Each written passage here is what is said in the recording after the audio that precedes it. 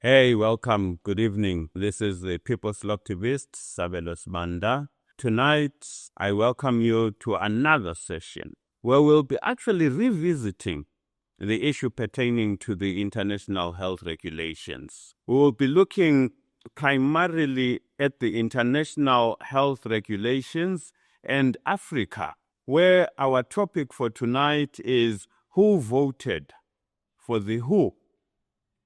Who voted for the WHO? An elected global power taking Africa over, the people's response. So tonight we are looking at how the people should respond to what has happened. As you saw in the previous video, which if you didn't, we'll put the link below, where James Roguski broke it down for us as pertains what the implications were for us as African people and the world in general in the passing of the International Health Regulations Amendments, which basically happened on the 19th of July, where no African country objected to the amendments or made reservations as regards the amendments. So tonight, we dive deep into basically analyzing what exactly happened and how we proceed going forward as African people.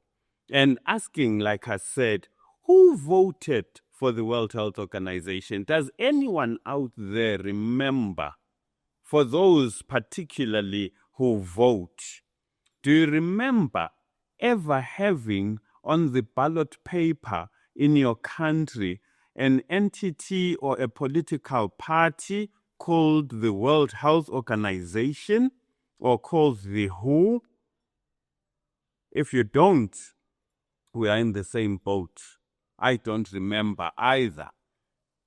And now we have a situation where come September 19, 2025, the World Health Regulation amendments to the International Health Regulations will be legally binding, just like any other law that is passed by the people who have been voted for by the citizens of the different countries. And just a recap, basically, as to what these amendments speak to, more particularly some of the concerning aspects. They have introduced a new global alert, which is basically referred to as the pandemic emergency. They have expanded the World Health Organization powers during so-called health crises, which are deemed to be of emergency nature, as they say. And they're also pushing for faster health responses, and at the same time, pushing for national laws to align with the amendments. The question that we pose tonight: were you consulted? Were you even aware that this is going on? Were you even told that there was such a process going on by your parliamentarians?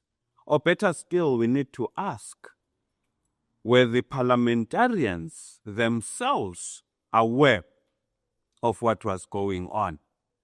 Which parliament are we aware of that was consulted or debated on the issue pertaining to these amendments to the International Health Regulations? Which members of the public were informed? Civil society was excluded. Traditional healers, naturopaths, custodians of indigenous knowledge systems, all excluded. How many times did we see in the media a debate or a story speaking to these amendments to the health regulations and how they would impact our lives. One of the reasons why it becomes so critical for us to have to pose these questions is because we are caught up in a situation now where, as soon as these regulations are deemed to be legally binding, then it means we, the people, are now subject to laws which were basically created, drafted, and now adopted by unelected global power with an impact upon us, and adopted by the countries which countries are supposed to be representing and protecting our interests as ordinary people. So the question that arises, what's at stake for us? Where do we go from here? Come 19 September, what does the African outlook in as far as our health going to look like? What does it mean for Africa? What does it mean for the world? What's at stake here, you might ask? Why all this noise about the international health regulations, you might ask? Well, the noise basically is about the possibility of the World Health Organization having power over and above what we, the people, have agreed to or have mandated our elected representatives to do for us. So we have a situation where, in the name of health, as we saw it during the COVID thing, where people gave up their human rights, people gave up their liberties because they were told that it's for the good of their own health, it's for the good of the health of their families, it's for the good of the health of their neighbors. And they gave up and actually accepted house arrest, being told it is lockdowns and it is going to flatten the curve. But lockdowns never did that. So now we are caught in a situation where the World Health Organization is pushing for a legally binding scenario through the amendments to the health regulations where they can impose lockdowns, and we won't be able to say no because it is now law. If they could do it then, when it was not law, what more when now they have been given the power to enforce, because our countries, because our governments have accepted that this can be done to us.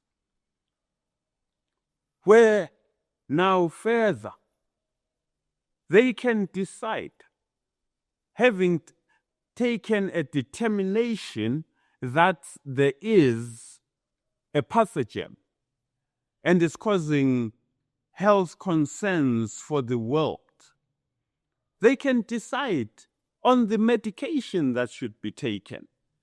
And the answer that they have is predominantly about vaccinating the world, so-called. They want to bring again their mRNA vaccines to the world, and we won't be able to say no.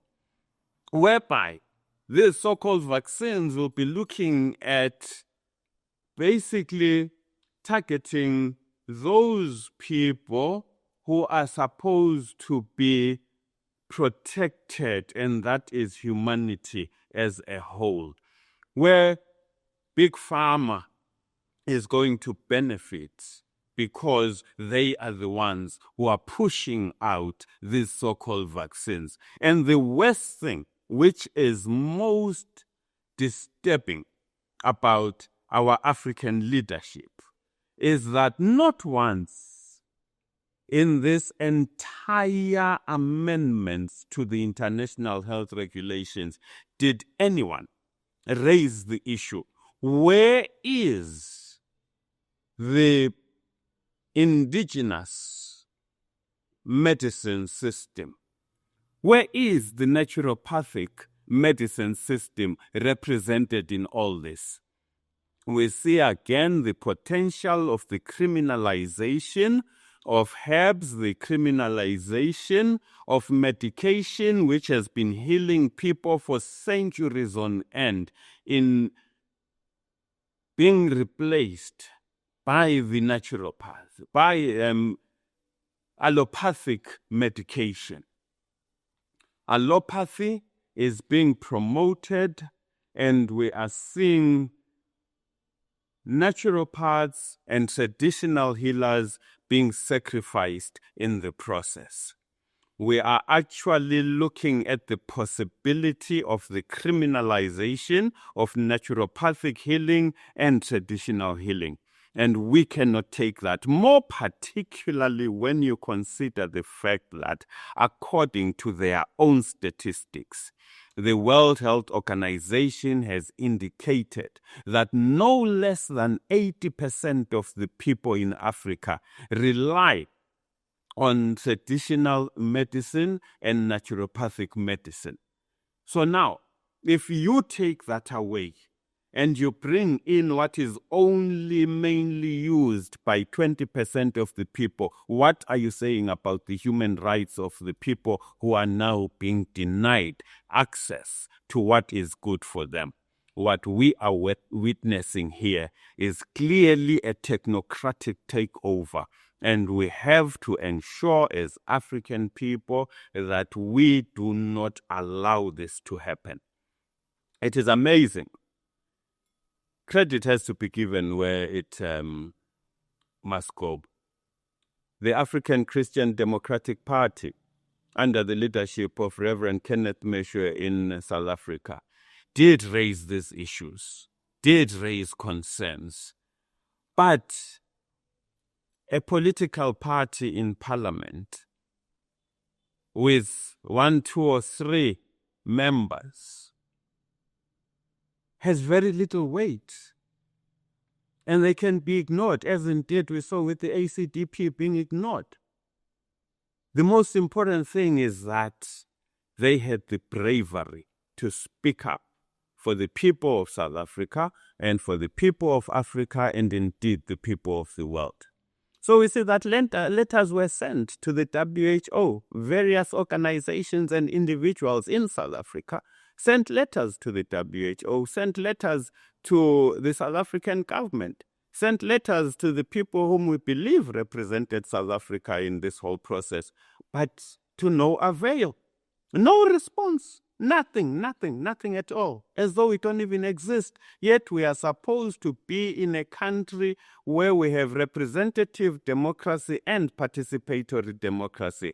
Where are the representatives? Whom are you representing? What did you say about our situation where the international health regulations are concerned? Where was the people's participation? Where were the people invited to come and have a say on their future, on the future of their children, the future of their great-great-grandchildren? Generations to come will be impacted by the decisions that we make today. And remember, not acting is also a decision just as much as acting is a decision. So we find that we are in a situation now where we as the people have to respond. We as the people have to take a position and respond so that we protect ourselves. If we cannot think about protecting ourselves, let's think about protecting our children. If we cannot think about protecting our children, let's think about protecting those yet to be born. What sort of world do we want them to be born into? I'm talking to you as African parents. What sort of world do you want your children to inherit? What do you want to pass on to your children? What do you want your grandchildren to inherit from your children? Your great-grandchildren, what's going to happen to them If we mess up now, how do we expect them to come and clean up our mess when we have the opportunity to do something about it in the here and in the now? Number one, we need to demand transparency. If our governments are democratic as we have been told that they are, if there is a social contract between ourselves and elected representatives, let us see how that contract works. Let us demand that our members of parliament be transparent with us, that the executive be transparent with us. It is important to know who exactly represented the people of South Africa in the process by which this amendment procedure was being effected. Who represented the people of Africa? What exactly was signed that speaks to our reality as African people? What is distinct about us in this whole document? Under whose authority were the people who were speaking for Africa acting? Because surely it was not under my authority as a citizen of the African continent. As a child of Africa, I was not given an opportunity to air my views and to also make a contribution to the process. We need to demand our parliaments to debate this. We need to demand our parliaments to hear us on this.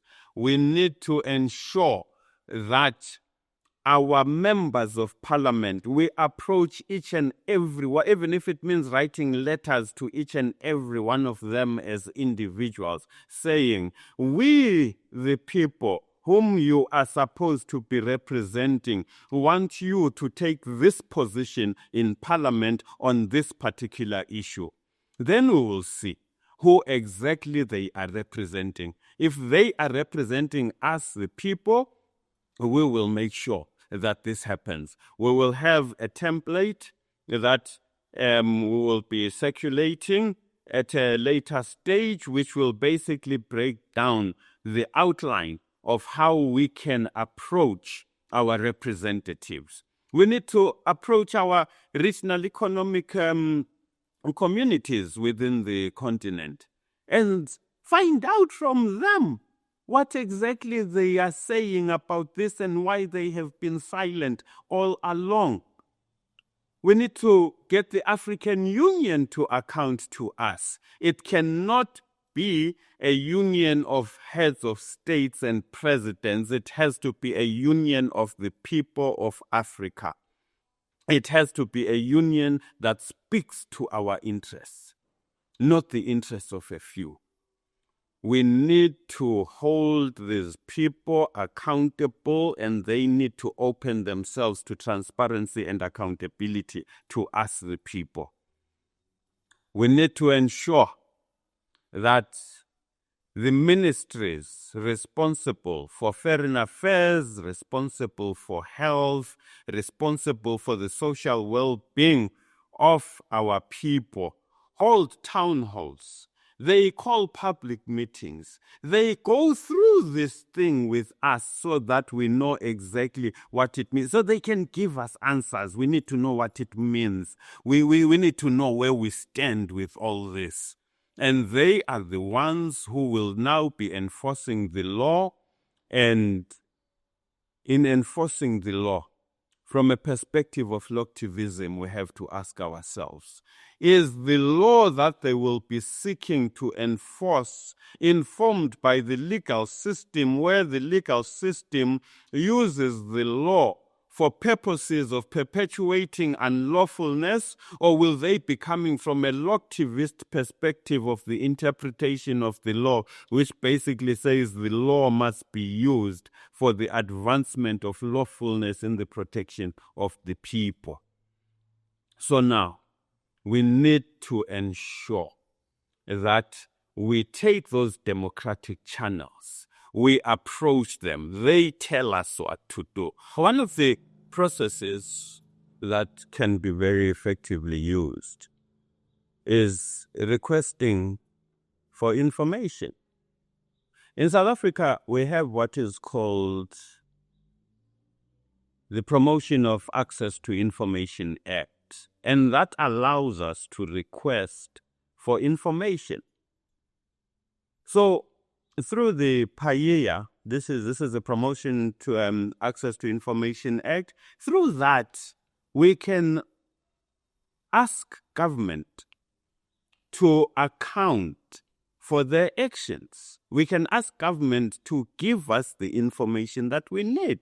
And what I would suggest within the context of the international health regulations is that for those countries that have similar legislation, please use that legislation and request for information regarding how we have gotten to where we have gotten to without the people knowing.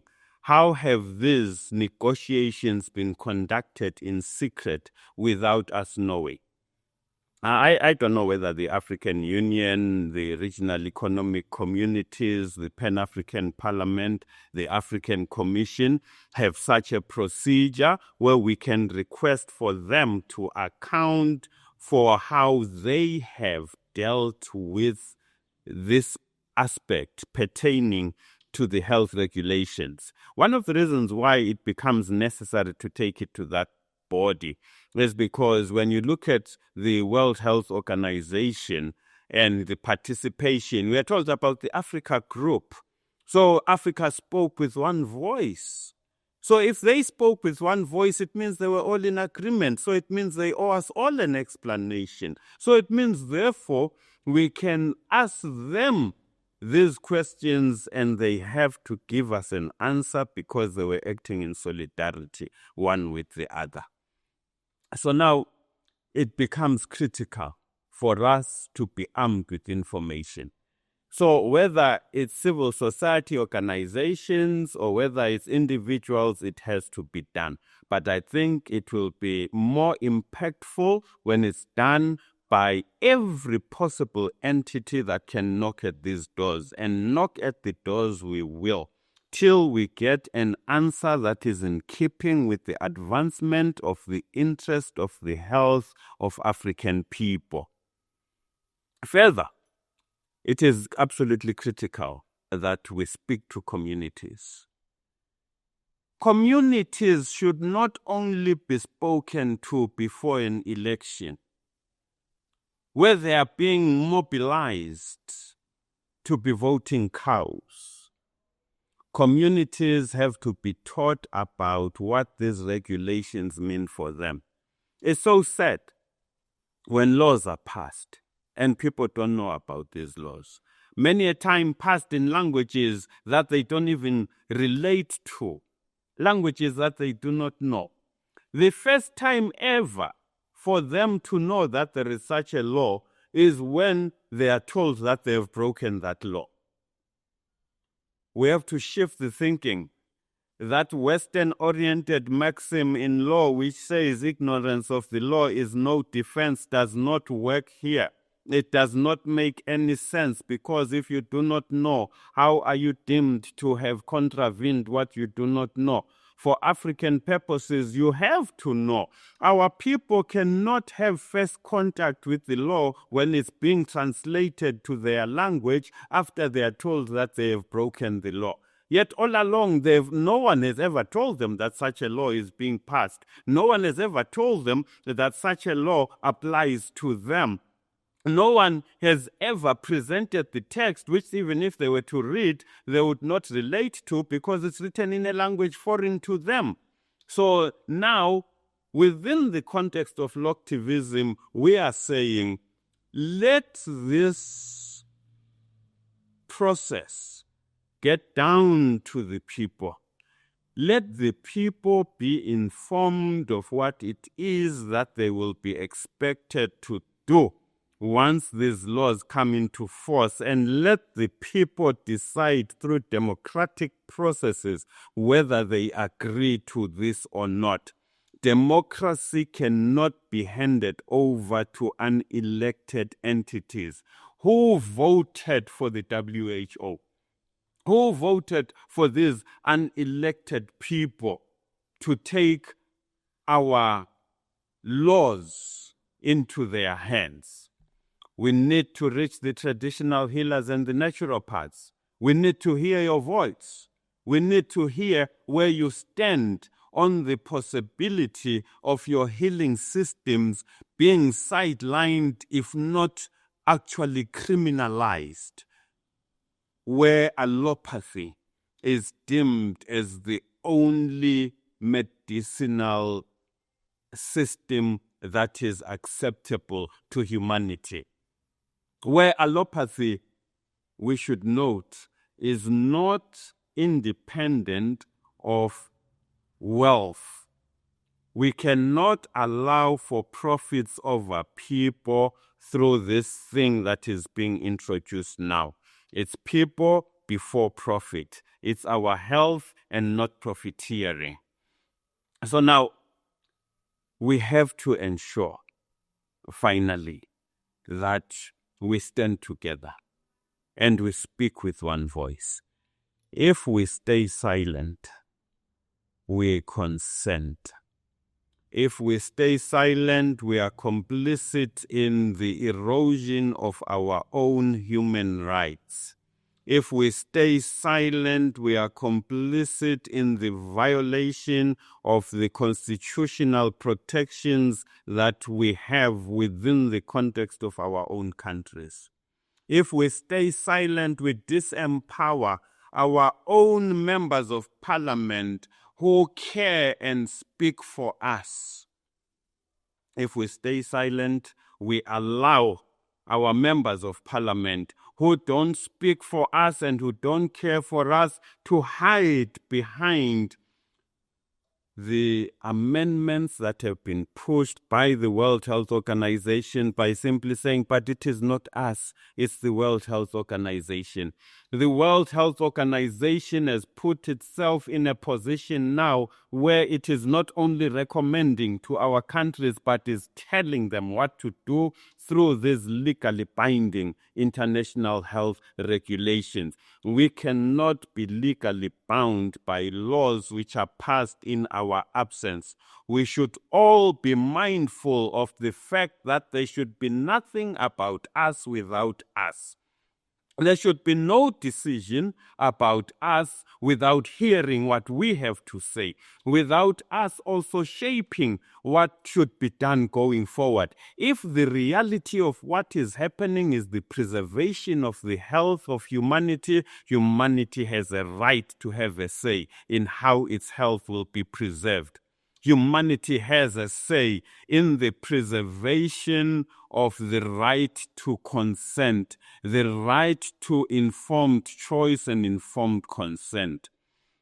This is our time to reclaim our democratic rights. This is our time for us to reclaim what our health means to us. Again, we have to ask the question, who voted for WHO?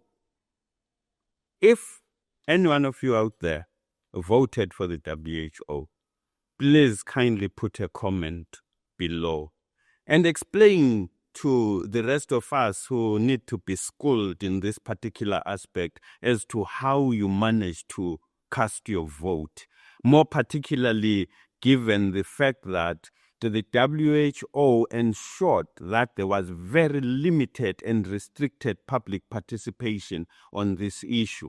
They ensured that civil society and people in general do not know and do not have an opportunity to engage with them, to participate in the process by which they came to the conclusions pertaining to these amendments. So now, what I can clearly and categorically say is that more than 99% of the people in the world have never, not once, voted for the WHO. And in this particular instance, on the amendments to the international health regulations, again, they did not vote for the WHO. So if we didn't do it, what does it mean? Why should we now be subjected to these amendments? We need to realize that there should be nothing about us without us. On the contrary, what we should be saying is that everything about us must involve us. We must be able to participate in a meaningful manner in issues that speak to us, whether it's in the drafting, it's in the conceptualization, it's in everything. Whenever it touches on us, it is meaningless without us. Inasmuch as we did not vote for the WHO by casting a vote, now is the time to vote by action. When we talk action, we're talking using the democratic channels that are available through our governments, through the courts, through the regional economic communities, through the Pan-African Parliament, and through the African Union, together with the African Commission. This is time for us to speak as one in solidarity for the preservation of our health. Stay sovereign, stay free, stay healthy, and preserve your human rights. Thank you so much. Remember, be the best that you were created to be. And subscribe, like, click on that notification bell, and definitely comment so that we can have an ongoing conversation about this particular issue. We'll be delving deeper and deeper as we go along, so that we are kept informed about what is going on. This is the purpose of this channel. Keep people informed, keep people active. It is not just for you to hear and know, it's for you to take action for the preservation of humanity. Thank you so much.